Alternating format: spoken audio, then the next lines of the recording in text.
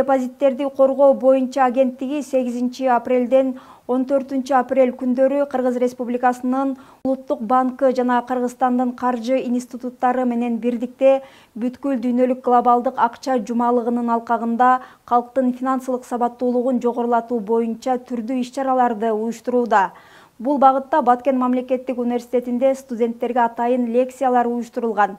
Окутууда маалым болгондой, эгер банк ишин токтотсо же күйгүзүлсө, депозиттик коргоо агенттиги жабылган банктардын кардарларынын акчаларын кайтаруу үчүн тиешелүү чараларды көрөт.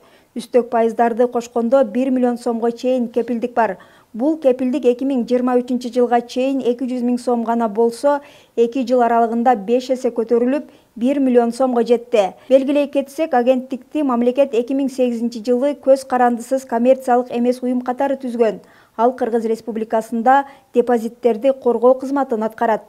Негизги максатыбыз биз ар бир жаранга, ар бир окуучуга, студентке кантип каржыны топтоону үйрөткөнгө аракет кылып жатабыз. Негизги максатыбыз биз ар бир жаранга, окуучуга айтарыбыз, акчаңарды коркпой эле банктарга сактагыла. Анткенде мамлекет тарабынан, башкача айтканда биздин агенттиктин тарабынан эгер кепилдик учуру келгенде ар бир жаранга үстөк пайыздарды кошкондо 1 миллион сомго чейин кепилдик сумма төлөнүп берилет. Ошон үчүн дагы бир жолу баткендиктерге кайрыларым, эч коркпостон акчаңарды банктарга сактагыла. Бүгүн Баткен мамлекеттик университетинде финансылык сабаттуулук боюнча семинар болуп өттү. Адамбейшин Алы мырзага чоң рахмат. Биз семинарда Батмунун 100дөн ашык студент катышты. Анан семинарда татыктуу билимдерди алдык деп ойлойм.